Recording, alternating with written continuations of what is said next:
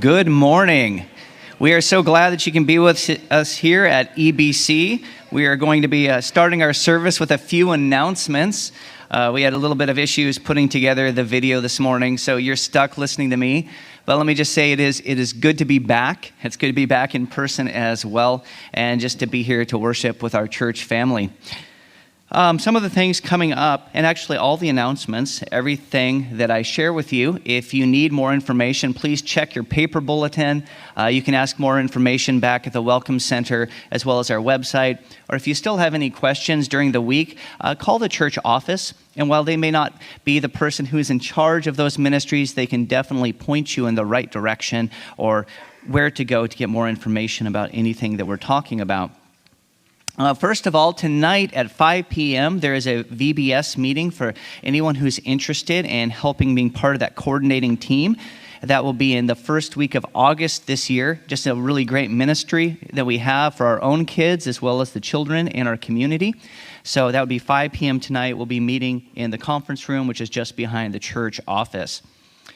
This Tuesday, the Ladies Missionary Fellowship will be meeting a little bit different than normal. It'll be from 9 a.m. to 2 p.m. with lunch in the middle. Lunch will be provided this time. It's not a potluck lunch, but it will be provided. A great opportunity to wrap up some projects you're working on, as well as to fellowship with one another.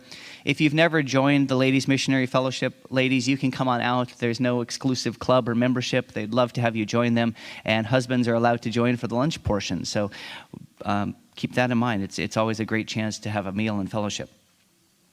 Also remember, men, there is going to be a conference in Salem on June 25th. If you're interested in attending the one-day men's conference, please talk to Tim Griffiths or look for more information in the back. But that's coming up a little bit later here in June. An excellent opportunity just to be challenged in our faith and to hang out with other men.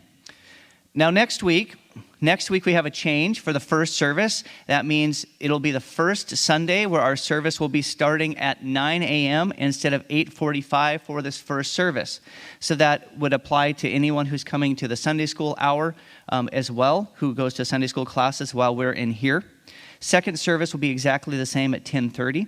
The only real change is there'll be a little bit shorter passing period, fellowship time in between the two services. But all of our regular ministries will be conducting as they were, just with the first time pushed back 15 more minutes. As we've heard said, all this really means is the same people who are 10 minutes late at 8:45 will be 10 minutes late at 9 a.m. and we'll go about our business. Also, next week on the 12th at 5 p.m., there's a town hall meeting with the elders. This is a hope to just continue communication for people in the church to be able to ask questions on what is going on. A lot of people have submitted questions, and so they can let you know. That'll be next week on the 12th at 5 p.m. here in the sanctuary. But also next week, after that, a little bit later, the youth will be celebrating their seniors. And so if you want to come and be a part of that, they're just asking that you would RSVP so they know how many refreshments and dessert to have. And we just want to honor their seniors who are graduating from high school as well. Oh, and one more thing, speaking of the youth, and we'll wrap it up with this, let you read the rest in your bulletins.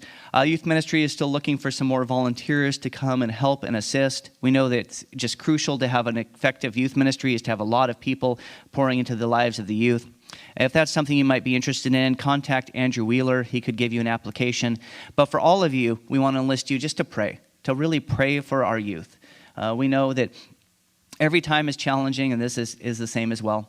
And it's a challenging time period as people are making their faith their own. So really pray that our youth ministry would reach our own kids, that they would persevere in the faith, and also reach those who don't know Jesus yet. And that our children would become ambassadors out to their schools, and we'd see people come to know Jesus Christ. With that, let's pray, and then we'll worship in song together.